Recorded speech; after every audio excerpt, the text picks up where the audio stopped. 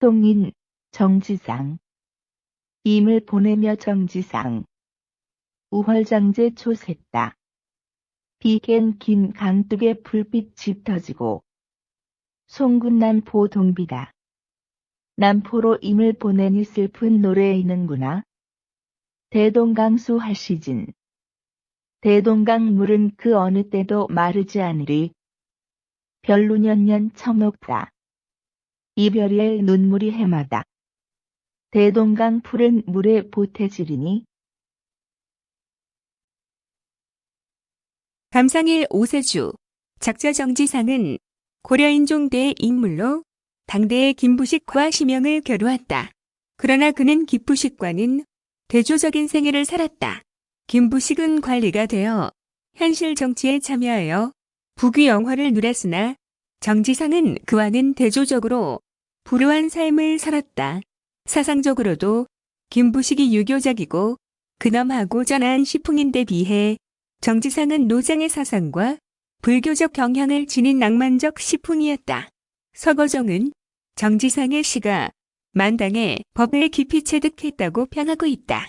이 시는 정지상의 대표작이며 이별시의 절창으로 수많은 사람에 의하여 평가되고 애송되었다. 일구를 보자. 우혈장 제초샜다. 비갠 긴 강둑의 불빛 짙어지고. 이 구절은 단문이다. 의미를 나누어 보면 비갠 긴 둑에 풀색이 짙다. 즉 장소 보충어 플러스 주어 플러스 수어의 구조이다. 우리는 누구나 알고 있다. 항상 물기가 있는 강둑에는 풀이 나 있다는 것을 말이다. 그래서 강둑에는 풀이 부르다. 고 산문적으로 말하면 아무런 관심을 끌지 못하는 표현이 된다. 시인은 여기서 단순한 강둑이 아니라 비갠 강둑이라고 비갠이라는 말로 수식함으로써 단순한 산문적 표현에서 생생한 시적 표현으로 바꾸고 있는 것이다. 봄비를 맞음으로써 봄날의 초목은 움을 트고 성장할 뿐 아니라 생기를 갖게 되는 것이다. 생명의 봄비인 것이다. 이로써 이 시의 무대는 만물이 소생하는 화창한 봄날의 강변이 되는 것이다.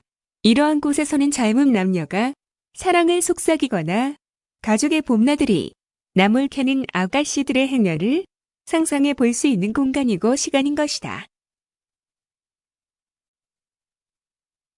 제2구를 보자. 송군 남포 동비가. 남포로 임을 보내니 슬픈 노래이는구나. 그러나 뜻밖에도 이러한 장소와 이러한 계절에 어울리지 않는 이별의 장면이 연출되는 것이다. 즉 하나의 반전이 나타난다. 남포로 임을 보내는 것이다. 일반적으로 이러한 봄날은 임과 같이 햇볕이 화사한 강둑을 거니는 것이다.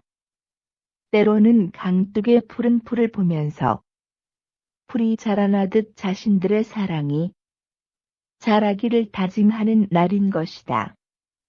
또 비가 내려 산뜻해진 날씨에 풀싹이 파릇파릇해진 강둑은 그러한 장소로 적합한 것이다.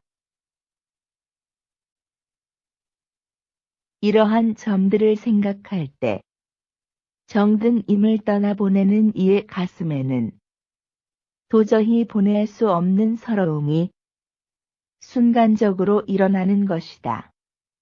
한 번에 일어나는 것이다. 이러한 심정을 작가는 슬픈 노래가 움직인다고 표현하였다. 그냥 움직이는 것이 아니다. 피가 움직이는 것이다. 감정의 폭풍이 몰아치는 것이다. 그 슬픈 노래의 형태는 어떠했을까? 먼저 생각되기는 아마 노랫말도 없었을 것이다. 가사가 있는 노래였다면 아마 자신의 심정을 대변하는 자신이 알고 있는 곡조의 노래였을 것이다. 그러나 그것은 사실은 지금 겪고 있는 이 이별로 인하여 자신의 현재의 심정에서 나오는 작곡되지 않은 노래, 곧 단순한 몸의 떨림이었으리라. 작곡의 능력만 있었다면 곡이 되었을 것이고 작사의 능력이 있다면 시가 되었을 것이며 노래를 부르는 능력이 있다면 노래로 불리어졌을 것이다. 그러나 평범한 당사자로서는 어느 것도 불가능했을지 모른다. 그래서 마음속으로만 울먹였는지 모른다. 그냥 눈물만 흘렸는지도 모르는 일이다. 아니면 그저 가지 말아요 를 반복했는지도 모른다. 그 또는 그녀는 자신이 원하지 않는 이별을 하면서 아니 상대방에 의하여 일방적으로 당하는 이별을 하면서 말이다.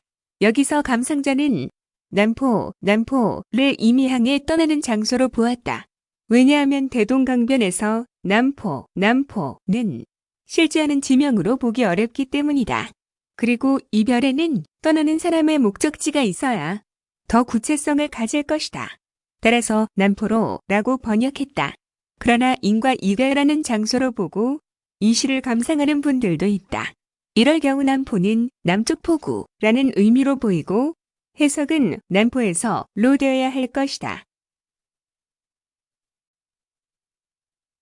3구를 보자. 대동강수하시진. 대동강물은 그 어느 때도 마르지 않으리. 그러면서 갑자기 이렇게 단언한다. 대동강물이 어찌 다 마를 수 있겠느냐고. 아니 결코 마를 수 없다. 고 말이다. 이는 결국 이별을 기정사실화하는 발언이다. 이별을 받아들이는 것이다. 여기서 또 새로운 반전이 일어나는 것이다. 즉 대동강의 나루터는 이별의 장소라고 말이다. 예부터 나루터는 사람들에게 이별과 만남이 동시에 이루어지는 이별과 만남의 장소로 받아들여지고 있는 것이다. 인간은 만나면 반드시 헤어지는 것이라는 말이 있듯이 인간은 이별을 경험하는 것이 그 숙명이라고 말이다. 사실 우리는 인간의 이별이 시간의 문제이지 이별 그 자체를 피할 수가 없는 것이다. 우리를 기다리고 있는 마지막의 죽음에 의한 영원한 이별까지도 말이다. 그 사이에 우리는 여러 가지 이별이 있을 것이다. 사랑하면서 또 생이별을 해야 하는 인간의 제도와 문화에 의한 이별, 상대의 욕심에 의한 강요당하는 일방적인 이별 등 한없는 부당한 이별에 상처받고 고통받는 이별이 많은 것이다. 이러한 이별로 인하여 수많은 시가 지어지고 노래가 만들어지고 있는 것이다. 그렇다 대동강은 이러한 인간의 숙명적인 수많은 이별이 이루어지는 일상적 장소인 것이다. 따라서 오늘도 내일도 또 내일도 나와 같은 이별이 이루어지는 장소인 것이다. 그래서 대동강물은 마르지 않는다는 인식이다. 따라서 시적 자아가 당하는 이별도 체념되고 긍정되는 이별이다. 4구절을 보자. 별누념년적 녹파 이별 눈물 연연히 보태주리니 그러나 그 체념은 결코 잊지 못하는 이별이라고 하는 것이다. 즉 또 다른 새로운 반전이 일어나는 것이다. 이별의 눈물이 해마다 대동강물에 보태진다는 것에서 우리는 이를 이해하고 설명하고 확인할 수 있는 것이다. 왜 해마다 눈물이 보태지는가? 그리고 누구의 눈물이란 말인가? 물론 시적자의 눈물이다. 내가 인과 이별하는 것은 인간의 숙명으로서 받아들여 지금 보내드리지만 나는 이 이별 후에도 임을 결코 잊을 수 없다는 것이다. 떠난 임은 내 마음 깊은 곳에 자리를 차지하고서 항상 나와 대화하면서 나와 같이 살아있는 것이다. 그 얼굴, 그 모습, 그 목소리, 그 웃음으로 그는 항상 나의 가슴 속에 살아있는 것이다. 그리고 그는 항상 나와 현실에서도 같이 살고 있는 것이다. 그와 처음 만난 장소도 현실에 그대로 있고 그가 내게 사랑을 고백한 장소도 그대로 있고 그와 정다했던 모든 것을 기억하며 그와 함께 있던 모든 것을 재생산할 수 있는 것이다. 이렇게 살다가 혹시 임에 대한 기억이 희미해지면 임을 떠올릴 수 있는 마지막 장소, 가장 슬퍼서 자기에게 가장 깊이 각인된 장소인 대동강 부둣가로 달려와서 이별한 그날을 떠올리며 그리움의 눈물을 흘리겠다는 것이다. 언제고 몇 번이고 와서 떠난 그를 추억하겠다는 심정을 토로하고 있다.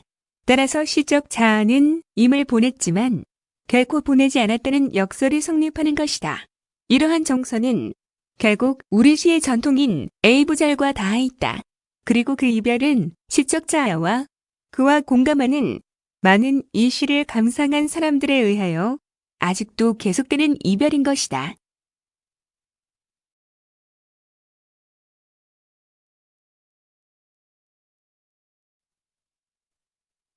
결국 이 시는 대동강변에서 이루어지는 수많은 이별을 보고 그 이별의 차원을 높인 것이다. 이 시는 인간에 있어서 이별의 의미가 무엇인지 다시 생각하게 해주는 시다.